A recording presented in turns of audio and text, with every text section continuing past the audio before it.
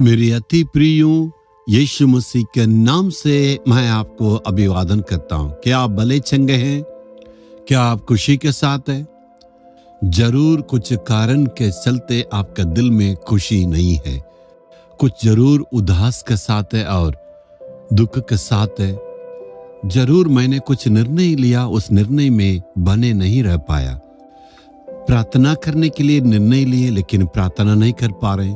प्रतिदिन बाइबल पढ़ने के लिए निर्णय किया, कभी प्रार्थना नहीं करते हैं, कभी बाइबल नहीं पढ़ पाते हैं, सही ढंग से आत्मिक जीवन में आगे नहीं बढ़ पाते हैं। ऐसे ही आपका मन में दुख है ना? आपके लिए परमेश्वर एक अद्भुत वादा को आज देने के लिए परमेश्वर चाहते हैं। 2 तीमुथियुस 2 अध्याय का 13 वचन, यदि हम अविश्वासी भी हो तो भी वह विश्वास योग्य बना रहता है।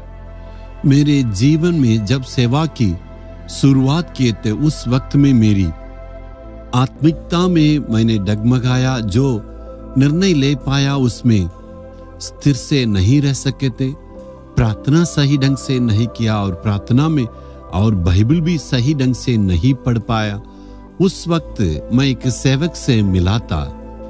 जब हम अविश्वासी है, परमेश्वर विश्वास योग्य है। उस वचन के द्वारा प्रभु ने मुझसे बातें की। परमेश्वर ने कहा, मेरे बेटे, मैंने तुम्हें बुलाया है, बुलाने वाला विश्वास योग्य है। और परमेश्वर ने कहा, तुम्हारे लिए जो भविष्यवाणी की वचन मैंने दी है, मैं उसमें विश्वास योग्य हूं। परमेश्वर ने कहा, मैं तुम्हारी बुलाने वाला हूं, मैं विश्वास योग्य रहूंगा।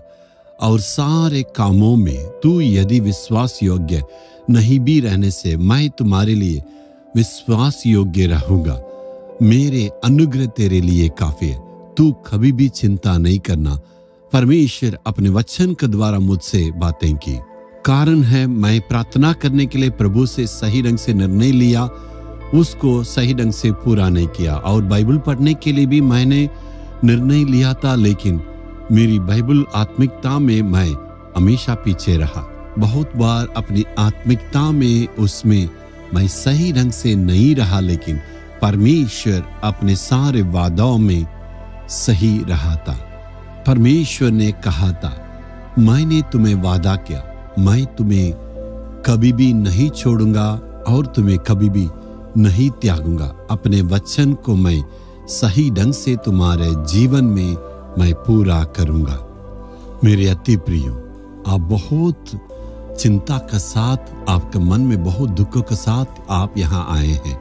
मैं अपने वादा को निभा नहीं पा रहा हूँ, लेकिन प्रभु कहता, मेरे प्रिय बेटा बेटी, शायद तुम अपने वादा को सही ढंग से निभा नहीं पाए, इसलिए बहुत ही चिंता के साथ है। लेकिन प्रभु कहता, चिंता नहीं करना है मेरा बेटा मेरी बेटी।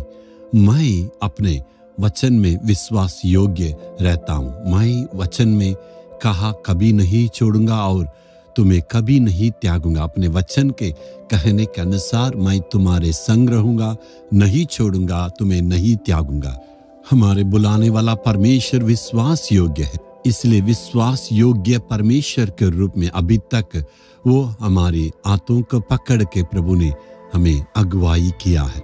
इसलिए आज हम कहेंगे, हे प्रभु, मैं विश्वास योग्य नहीं, कभी कभी अपने वचन को पूरा नहीं कर पाते, तू मेरी अगुवाई करना। तू विश्वास योग्य प्रभु, तू मुझे अगुवाई करना है। हे परमेश्वर, अपने वचन में सही नहीं रहते हैं, हमेशा अपने प्रभु वादा को हम भूल जाते हैं, उसमें अपने आत्मिकता में पीछे हट जाते हैं। लेकिन तू विश्वास योग्य परमेश्वर है, तू अपने वचन को मुकराता नहीं, अपने वचन को पूरा करता, अगुवाई करता।